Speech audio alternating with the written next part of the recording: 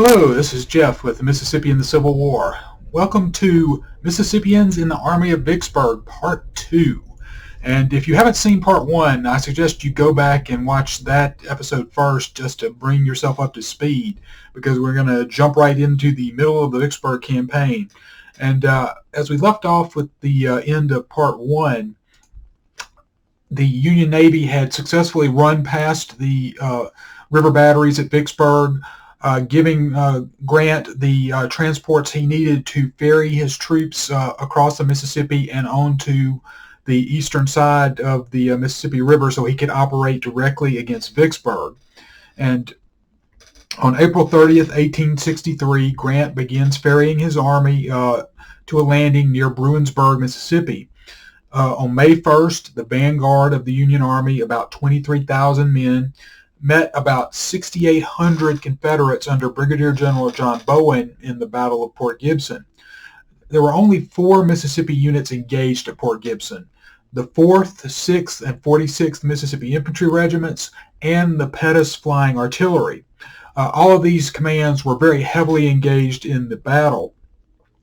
For the 4th Mississippi Infantry and the 46th Mississippi Infantry, they had quite a task just getting to the battle in time to be of use. They had left Vicksburg after dark on April 29th, and they arrived at Port Gibson at midnight before May 1st. This march was, as the crow flies, it's about 29 miles from Vicksburg to Port Gibson. The route they took was anything but straight, so they went in well in excess of 30 miles and then had to go into battle shortly thereafter. That's just an amazing feat of stamina for the men that did it. At daylight, the 4th and the 46th resumed their march, the sounds of the battle carrying to them because it had already begun. And they went into action, having walked probably in total about 40 miles just to reach the battlefield. One of the other infantry regiments, the 6th Mississippi, also particularly distinguished itself in the fighting. They managed to capture a battery of artillery, but at a heavy cost. They lost about 100 casualties, killed, wounded, and missing in taking that battery. And shown here is a nice little illustration of the Union forces marching toward Port Gibson. And Lieutenant Simon R. Martin of Company I of the 46th Mississippi Infantry wrote this account of his regiment's service at Port Gibson. And he said, "We were advanced about a quarter mile to the front, down the Bruinsburg Road, and took position in an open field in full view of the enemy and exposed to an open fire from artillery and small arms. Many blunders are made in war, and this was one of them, and a fatal one for many of our men. The field was not more than 200 yards wide, with timber on both sides of it, in which we could have had good shelter from the enemy's fire, and yet we were kept there for a full half hour in a bare level field, with not a tree, stump, or anything else to shelter us, exposed to a merciless fire of shells, grape, canister, and minnie balls. It was here that Sam Smith was killed and John Campbell wounded, and where I had another narrow escape myself. After we had suffered severe loss and killed and wounded, we were finally withdrawn into the road where we were sheltered by the high banks. We were then deployed as skirmishers and advanced to the front through the timber till we were within sight of the enemy when we began firing, and kept it up pretty much in the same position." The Confederates fought very well at Port Gibson, but the Yankees' numbers, the advantage they had in numbers really made the difference, and eventually Bowen was forced to retreat to avoid losing his entire force. Grant knew precisely what he wanted to do next, and he said, quote, "Cut loose from my base, destroy the rebel force in rear of Vicksburg, and invest or capture the city." And he was as good as his word, because that's exactly what he was going to do. And this is a nice period illustration of General John Logan's Federal troops marching into Port Gibson triumphantly after the battle.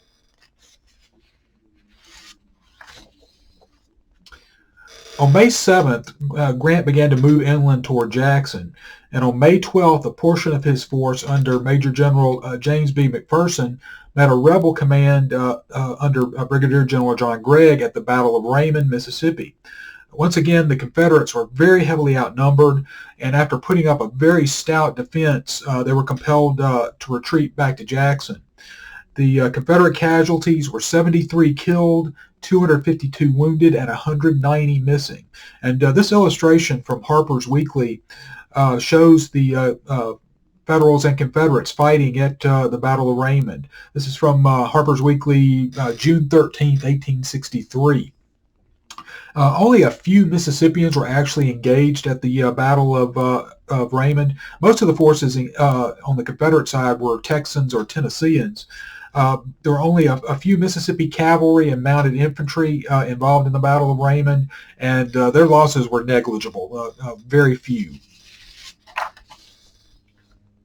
Well, the Battle of Raymond convinced Grant that he was going to have to deal with the Confederates at Jackson before he turned west to try and take Vicksburg. On May 13th, Pemberton's superior, General Joseph E. Johnston, arrived in Jackson to take over direct command of the effort to defeat Grant. With only a small force in Jackson at his command, Johnston called for the evacuation of the city on May 14th and ordered General Gregg to fight a delaying action to give him time to retreat with the main army.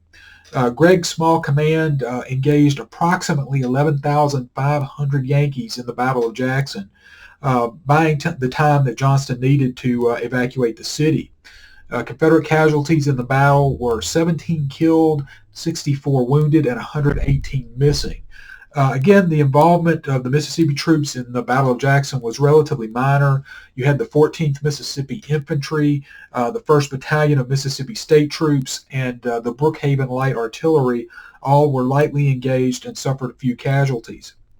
And this is another great period illustration depicting the fighting around the O.P. Wright Farm during the Battle of Jackson, where some of the heaviest fighting took place during that battle. If you're familiar with Jackson at all, the area of the O.P. Wright Farm is close to where the modern Jackson Zoo is located. After the Battle of Jackson, Grant left Major General William T. Sherman with his troops to basically wreck Jackson and destroy anything of military value. The rest of the army began moving west towards Vicksburg. On May 16th, Grant's army met Pemberton's at Champion Hill between Bolton and Edwards. It was the largest battle of the campaign. 32,000 Federals met approximately 22,000 Confederates.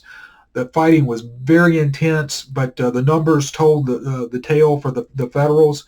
And after some very bloody combat, Pemberton was forced to retreat to avoid having his army cut off and either destroyed or captured.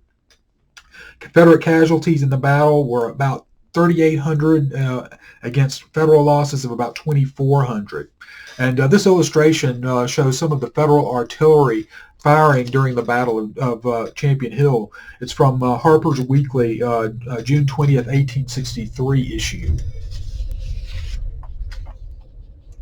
There were a number of Mississippi units that were involved in the Battle of Champion Hill, including the following infantry regiments: the 3rd, 6th, 20th, 22nd, 23rd, 26th, 31st, 33rd, and the 1st Mississippi Sharpshooter Battalion. The artillery units from the Magnolia State that took part in the battle were Company A of the 1st Mississippi Light Artillery, Company D of the 1st Mississippi, Company G of the 1st Mississippi, and Company C of the 14th Mississippi Artillery Battalion.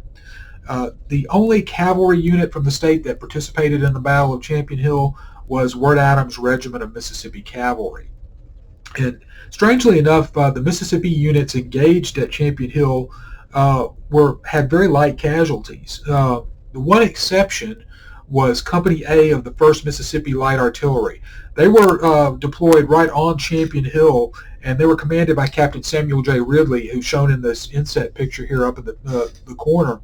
And the Federal infantry was threatening to overrun his battery, and they had shot down most of his men and his horses.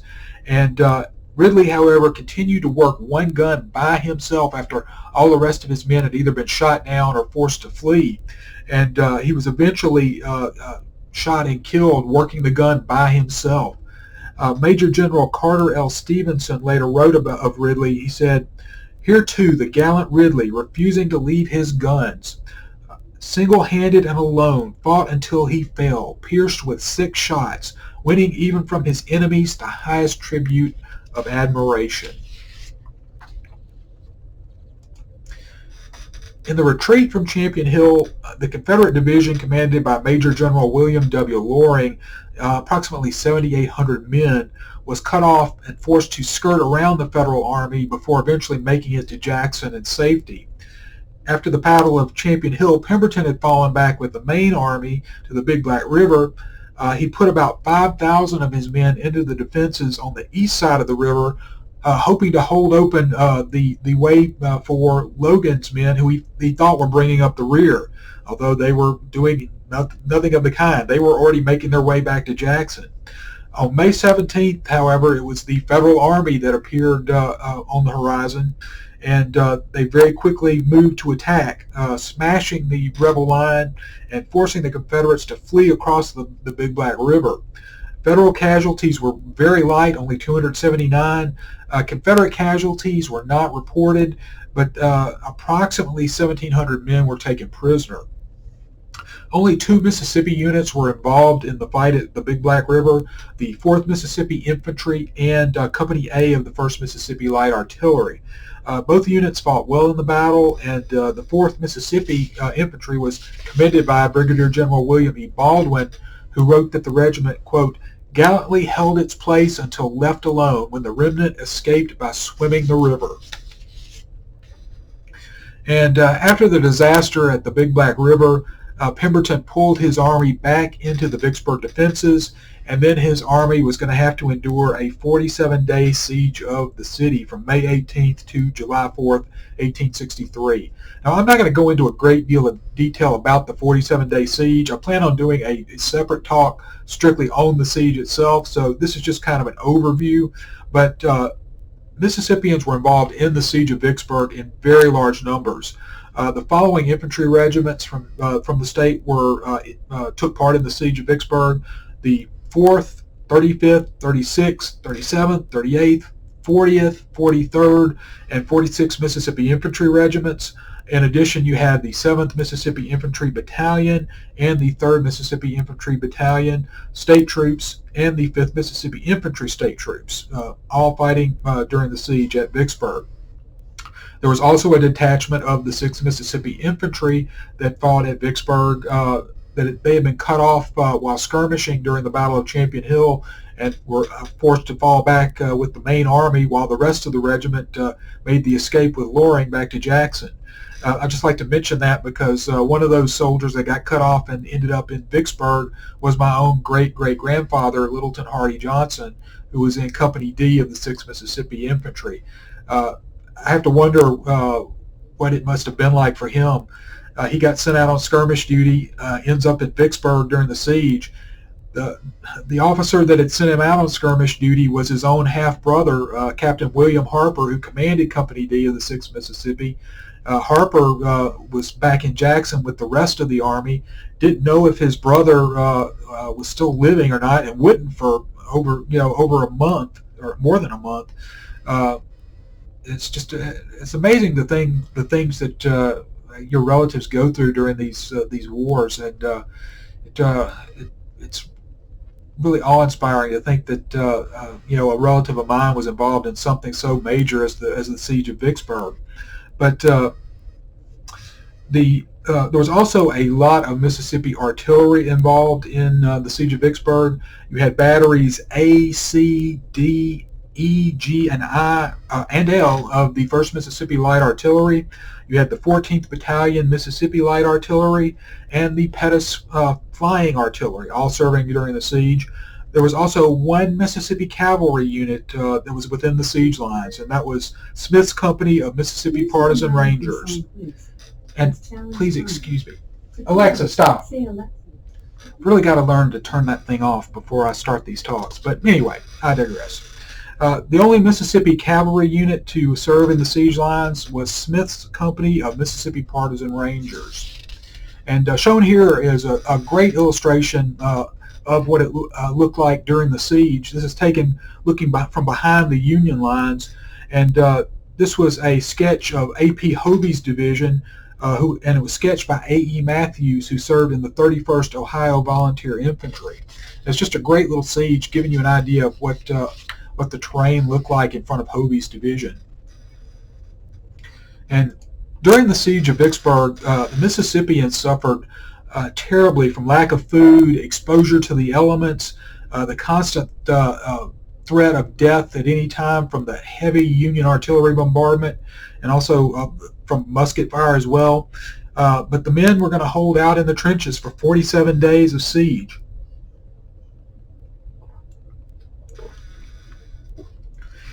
Captain William L. Falk of Company B, 38th Mississippi Infantry, wrote in his diary why he was willing to endure such a hardship.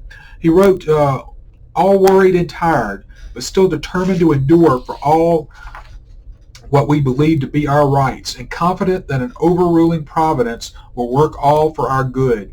The enemy may be a superior force, overcome us for a short time, but God will never favor the persecutors of innocent women and children. They have passed by my home, and I have cried to hear the condition in which I fear they have left my wife and children. God will certainly visit them with a terrible vengeance." And Falk was not exaggerating there. He was from Port Gibson, so the Federals had almost literally gone by his house.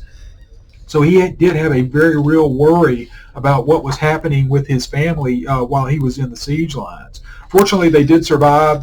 They went through some rough times, but his wife and children did make it through the war unscathed.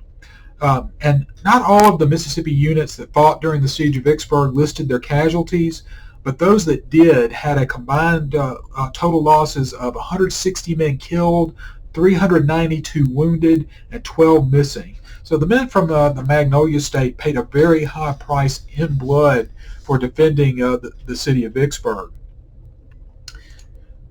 And while the siege of Vicksburg was underway, General Joseph E. Johnston returned to Jackson after the Federals left, and he began assembling what came to be known as the Army of Relief to try and come to the aid of Pemberton's army at Vicksburg.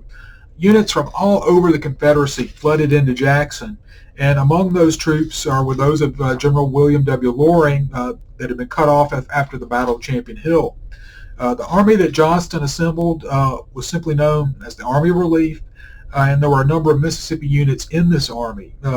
In all, the Army had from Mississippi about 12 infantry regiments or battalions, 1 section of artillery, and 6 regiments or battalions of cavalry.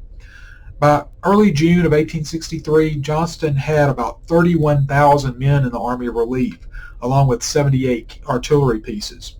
Although Pemberton's and Johnston's combined forces now outnumbered Grant, the Confederate forces in Jackson made no move toward Vicksburg for quite a while. Johnston kept making excuses not to move, while thousands of reinforcements were being sent to Grant from the north, and before long, Grant was going to have the advantage in numbers again.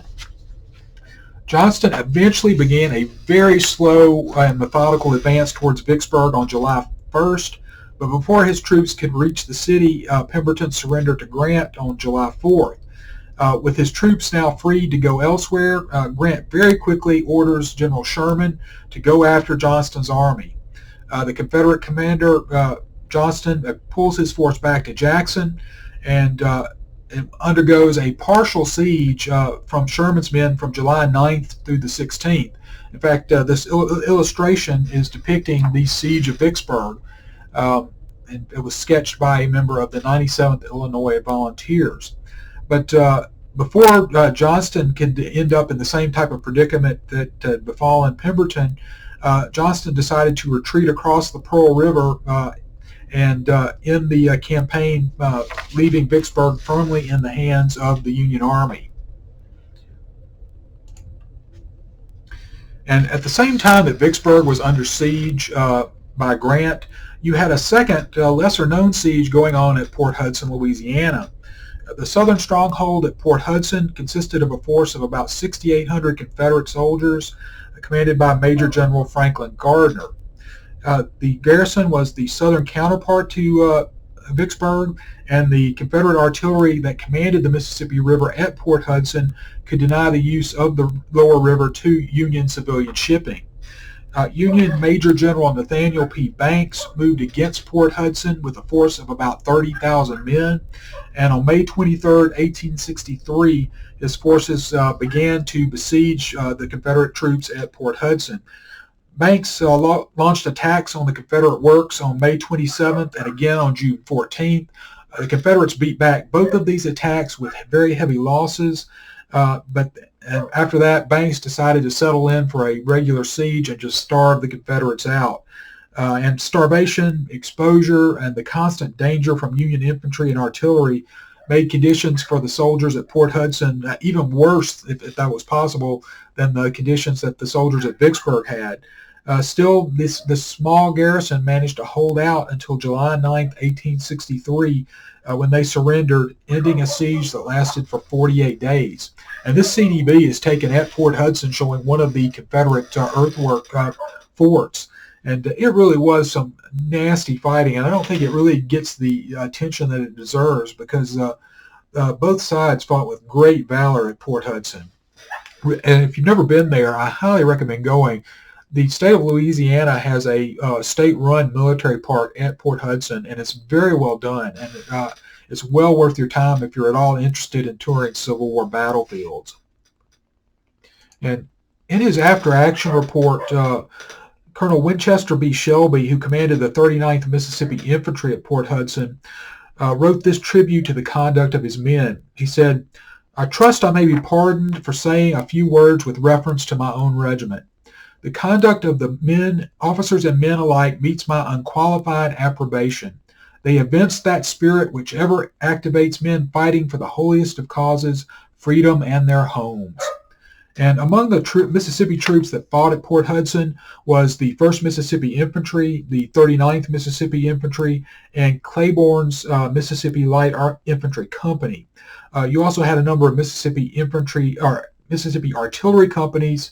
You had batteries B, F, and K of the 1st Mississippi Light Artillery, English's Mississippi Battery, and the 7 Stars Mississippi Light Artillery.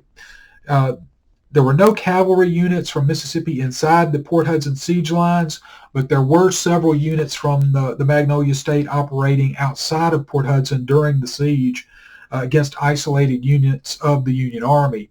The most prominent of the Mississippi cavalry units that were fighting around Port Hudson was Garland's Mississippi Cavalry Battalion and Stockdale's Mississippi Cavalry Battalion. And with the surrender of Port Hudson, the Mississippi was open to Union commerce once again, and would be for the remainder of the war. This was going to be a major blow to the Confederate war effort, and it was, I think, one of the most significant Confederate defeats of the entire war. And this ends part 2 of Mississippians in the Army of Vicksburg. I hope you enjoyed this program. If you did, please give it a like. I plan to be coming back very shortly with a more detailed talk about the Siege of Vicksburg itself, going into a little more detail, and I'll have some information about that very shortly. But thank you very much for watching this, and have a good evening.